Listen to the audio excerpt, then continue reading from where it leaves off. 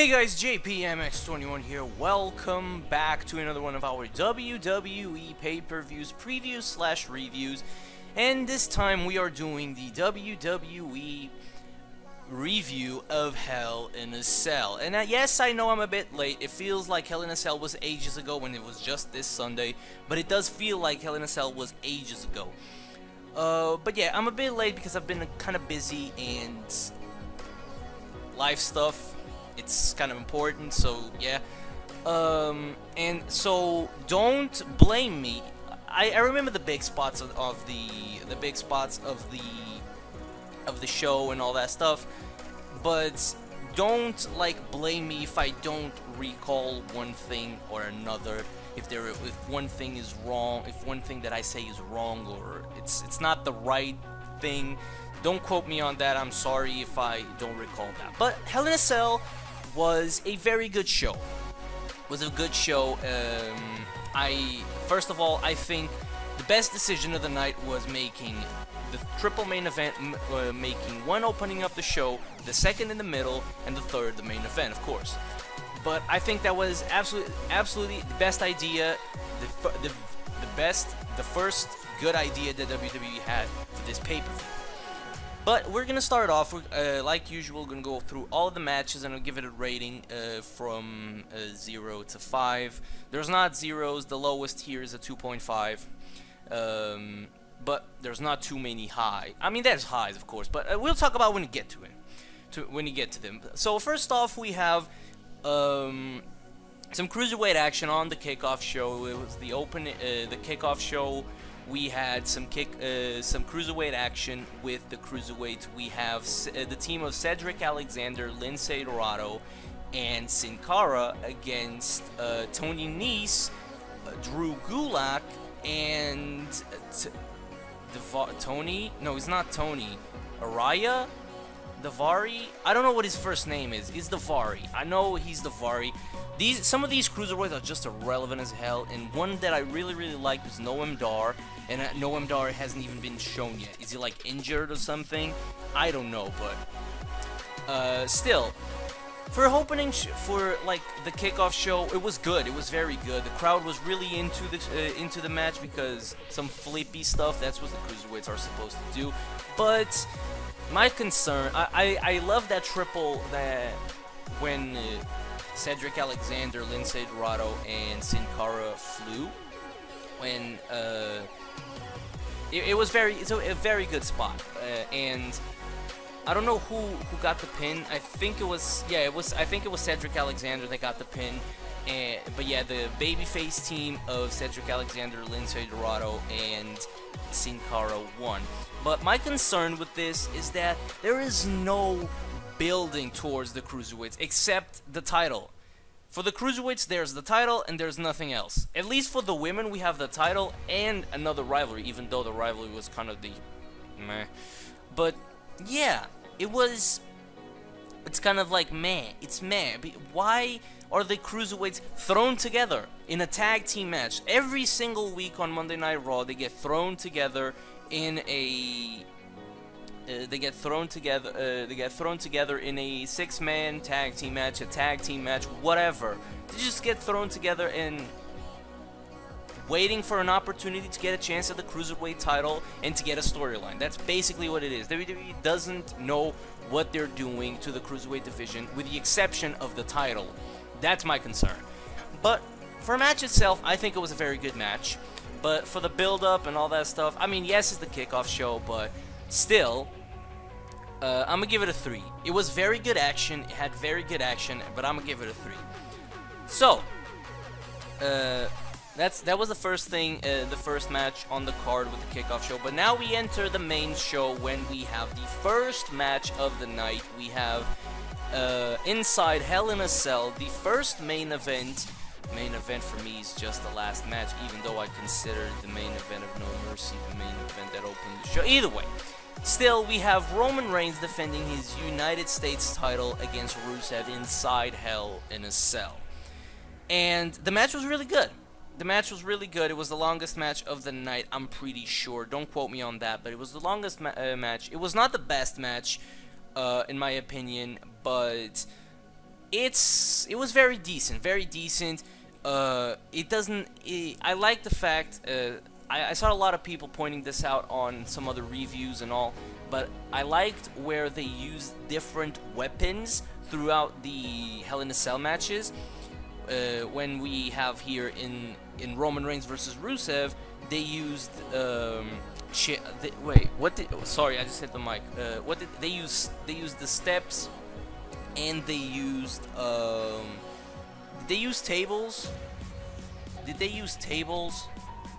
I'm not sure. Did they use tables, or did I don't know, but or was it just chairs? I know that he used the candlestick. Rusev used the candlestick. He used a chain, which I'll get to the chain in a bit, but I don't remember. But they used some variety of moves throughout the Hell in a Cell matches, where you can see, oh, I haven't seen this in the last Hell in a Cell match. That was pretty cool. But yeah, the match was really good. It was really good. The best match that they had, hands down. That's not hard to call. It's not really hard to say. But yeah, Rusev.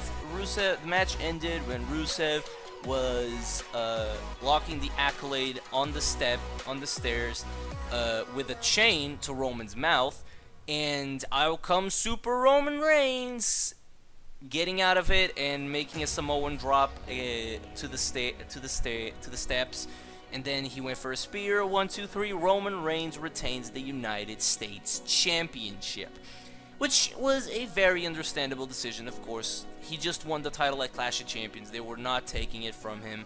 So yeah, match was really good. I'm gonna give it a 4. I'm gonna give this match a 4. It was a very good match. Had some good action. It was a very good opening show. It was a very good opening match to open the show. It was a very good match. So yeah, that's why I'm gonna give this match a 4.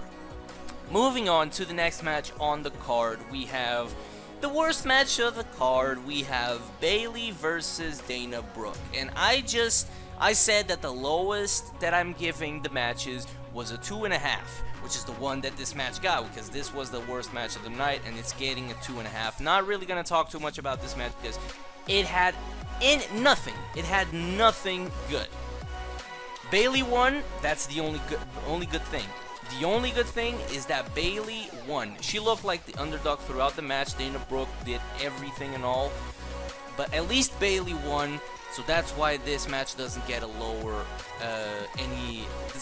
lower ratings, if you know what I mean. So yeah, Bayley won with a belly to belly, and yeah, it's a 2.5 because Bayley won, just because of that. Moving on, next match on the card, we have some tag team action. We have Enzo Amore and Big Cass going up against Luke Gallows and Carl Anderson. And this match, for a tag team match, it's basically the same thing. Basically the same thing as Bayley versus Dana Brooke, but at least it got some good action. At least this one got some good action, and I mean the storyline. But at least it got some good action. Where at least they got some good action, and Big Cass was going crazy and all that stuff. And in the end, Gallows and Anderson picking up the win with a Magic Killer on Enzo Amore, which was applause for them for giving Gallows and Anderson the victory. And yes, that's an awesome thing. Like I'm gonna keep saying this until they win the goddamn titles. For me, Gallows and Anderson should have won the titles at Clash of Champions. They should have won the title at SummerSlam, but I could give you SummerSlam if they're gonna have another match at Clash of Champions. They should have won the match at Clash of Champions. But New Day now are willing to break the Demolition's record, which we'll talk about New Day in a bit, which I am really mad about as well, which we'll get to in a bit. But yeah, Enzo Amore got pinned. And yeah, the club won, which is good. It's very good for them.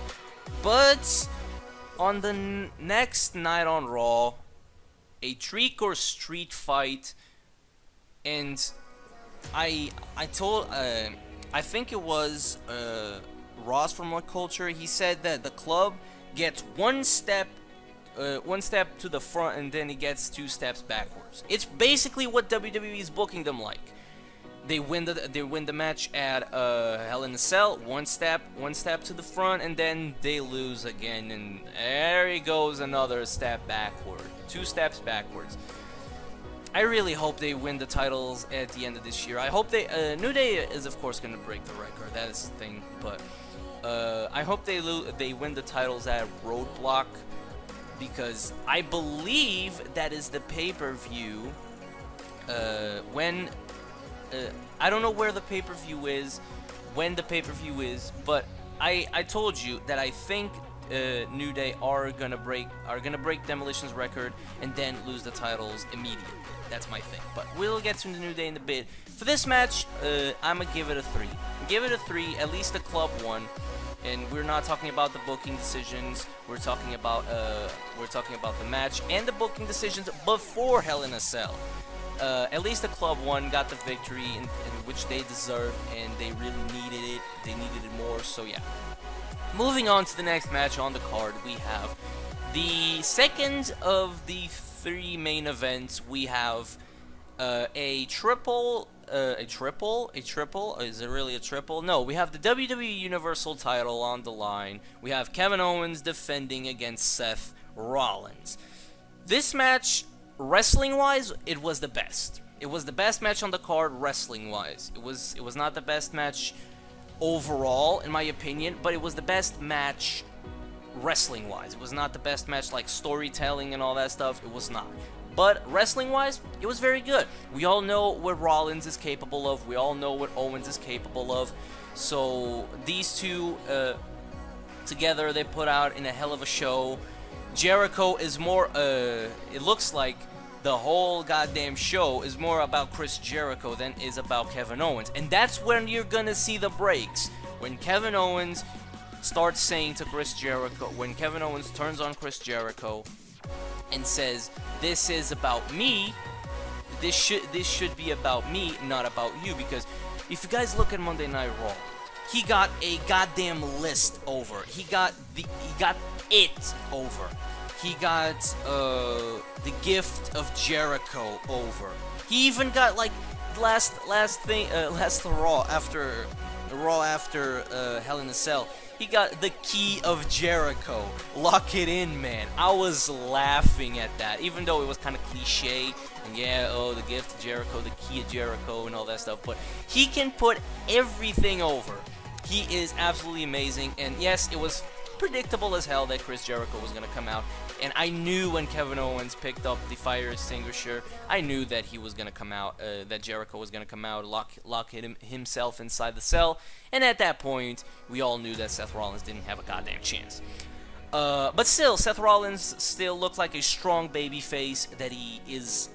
He's not slowly getting to be a babyface. He already is a babyface completely, which I really like, because now I don't mind Rollins getting the title, because Rollins as a heel was kind of getting, I don't want to say it was getting boring to me, because everybody was disappointed when Rollins came back and he was not a babyface. They booked him to be a heel, and yes, they were planning a double turn with Roman, and that never happened. God knows why, because at at Money in the Bank, it really looked like they were going for the double turn, but no. Rollins, the best spot of the night, in my opinion, one of the best spots of the night, top 2 definitely, was when Rollins powerbombed Owens with the strength that he has. Owens almost fell over, but he was able to put him back up and powerbombed him through 2 tables with a very unique style. You know, one of the tables was set diagonally, and the other was on the floor, was standing on the floor, and that was incredible. It's amazing that how they still are able to put a show without making some new stuff. So yeah, this match was very good. I'm gonna give it a 4. So yeah, it was very good. I'm gonna give it a 4. So yeah, that's my prediction for this match. My prediction, no, my results for this match and my rating for the match. I'm gonna give it a 4. Moving on to the next match on the card, and I'm sorry I had to pause, but yeah, we have a little pause, but there's no problems. But yeah, next match on the card, we have, I blanked, oh god. We have the WWE Cruiserweight Championship on the line. We have TJ Perkins defending against Brian Kendrick, which the crowd was dead. The crowd was dead for this match, unfortunately, and the match itself was not all that. For a Cruiserweight match, I think Clash of Champions, the match that they had at Clash of Champions for a wrestling match, they had a much better wrestling match at Clash of Champions that they had Hell in a Cell. But still, this one was different because you see how Kendrick played out to be as a heel, which was very, very good. And, you know, Brian Kendrick fakes an injury, TJ Perkins being, oh, what's going on with you, and all that stuff. Brian Kendrick being he looked like to be injured, he was faking an injury, and then, surprise, surprise, Brian Kendrick headbutted him, and then he went for the captain's hook, and TJ Perkins tapped out. And Brian Kendrick is the new Cruiserweight Champion. And I told you Brian Kendrick was eventually going to win the title. I was just not expecting him to win at Hell in a Cell. But yeah, when he was faking the injury, I knew at that point, oh, he's gonna win. He's gonna win right now. He's gonna win right now. He's not really faking the he's faking the injury, so he's gonna win. And he won, which I'm happy. I think he's Raw and SmackDown and all that stuff mixed up together. They have a lot of babyface champions. So, and then you have not a lot of heels. So now they just established more heels as champions. So what are the heels? We have WWE World Champion AJ Styles, Universal Champion Kevin Owens. Then we have the Women's Champion on Raw. Spoiler alert. And now we have Brian Kendrick. I'm pretty sure those are the 4 heels. Then we have, because there are 9 titles, 4 for each brand. 4 for SmackDown, 5 for Raw. We have Becky, which is a babyface. We have Ziggler.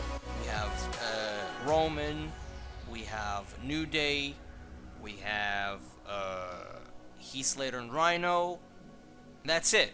Yeah, we have a lot of babyface. So I like that they established more heels in the as a whole. I like that they established more heels. Moving on, next match. Oh, I forgot to give it a rating. I'm gonna give it a 3.5. 3.5 just because Kendrick won. If Kendrick didn't win, maybe if Kendrick didn't win, the match was probably gonna have more action. But still, I'm gonna give it a 3.5 just because Kendrick won, and that's good. It's gonna be good for him. I think he's gonna be a good champion. So yeah, that's my rating. Moving on to the next match on the card, we have the WWE Raw Tag Team Championships on the line. We have the New Day defending against Cesaro and Sheamus. And this match pisses me off. You know why this match pisses me off? First of all, the action was good. Sheamus and Cesaro, when they tag team together, they look like they're between the beginning of the match and the pre-match and the post-match, they don't get along. But as soon as they get it in together, they actually make a very good team. But this is just ridiculous. It's ridiculous. Come on. It's ridiculous how the match ended. You know, Cesaro locked in the sharpshooter. A little thing for his former tag team champion partner Tyson Kidd, which relates to Natalya, which relates to Bret Hart. You know, all the stuff. But yeah, he locked in the sharpshooter, and Xavier Woods was trying not to tap out, and then Big E was trying to get inside the ring. Sheamus stopped him, and Big E took Sheamus out, and then Sheamus grabbed the trombone and hit him with the trombone on Big E. Referee didn't see that, but then out comes Kofi Kingston in Trouble in Paradise. Goes for Trouble in Paradise on Sheamus, and the referee sees that. And as the exact moment that the referee calls for the bell, Xavier Woods taps out. So there you go.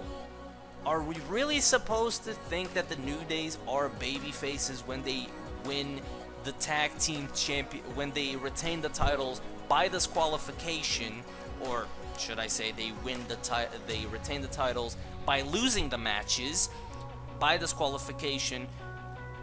How many times? How many times it was? Since they are champions, how many times? I think that's the third time in a pay-per-view that they win by disqualification.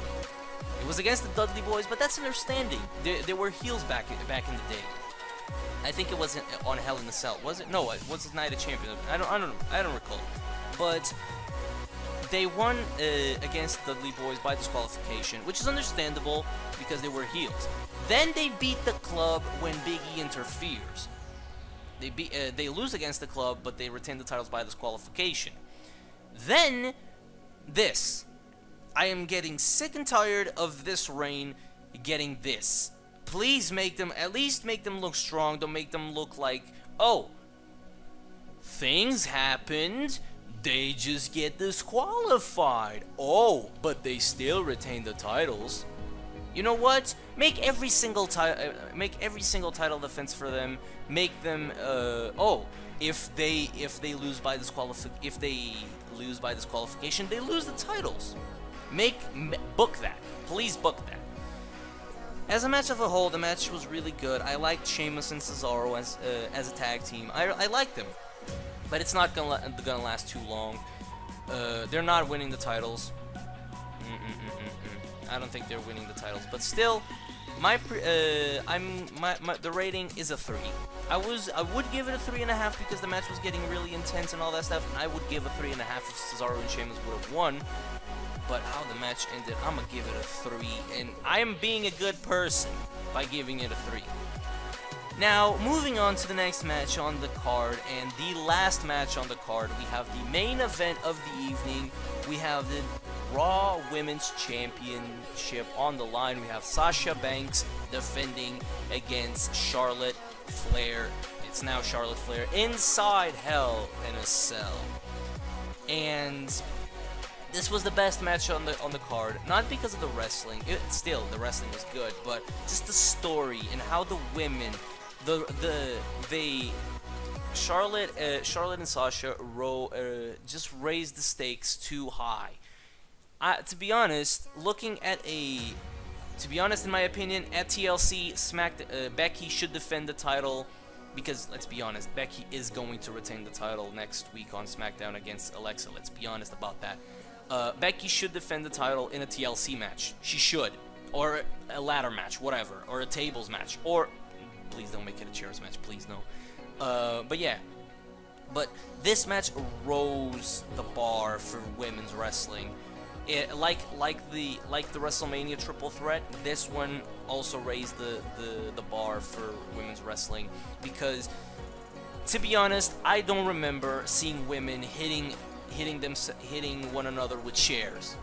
I don't remember that. And seeing Charlotte powerbombing Sasha through a table, seeing Sasha countering the figure eight with using chair shots to the body of Charlotte. What else was really happened?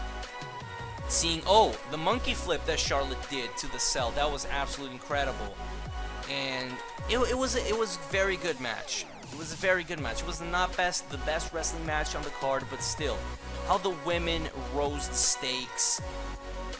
They rose the bar too damn high for the matches. And yes, this is the women's revolution, evolution, call it whatever you want. And yeah, it was very good. It was very, very good, very emotional. But WWE, let's take the title off of Sasha and make it back and forth, back and forth, back and forth, back and forth. How about Sasha returns next week, faces Charlotte again, and wins the title again? Then they get a rematch on the week after it ends. Charlotte wins the title back, and then we go back and forth until WrestleMania, when at least Bayley could win that title. God hopes, God knows why, and God, please, God damn it, please let Bayley win the title at Mania. But it was even in Sasha's hometown. It was even in Sasha's hometown, and that was just, why did you do that? Why? It does make no sense, but still. Match itself was really good. Really pissed off that I was actually gonna give it a 4.5, but I'm gonna give it a 4+. A 4+. It's not a 4.5. It's a 4+. It's a 4. Because why? I mean, probably, I don't know. Is Sasha injured again? I don't know. But still, making her lose the title again, just, and the way it ended, the table didn't break. At least make the table break and then go for the natural selection. But no, the table didn't break. Still, match itself, I'm gonna give the match a 4. It's very good storytelling, and yeah, Charlotte just proves that she's the best heel on the main roster. On WWE. She is the best heel on WWE. And so yeah, that's gonna be it for our WWE Hell in a Cell review. As a whole, Hell in a Cell deserves a 3.5, but a very good 3.5 in my opinion.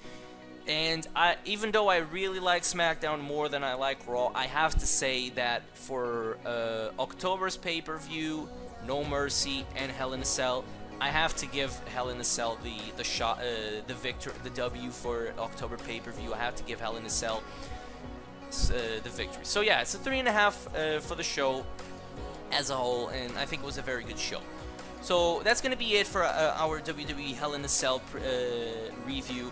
I hope you guys enjoyed. If you did, make sure to go ahead and leave a like and subscribe to the channel as well, because I really appreciate if you guys do that. And I will see you all in the next time.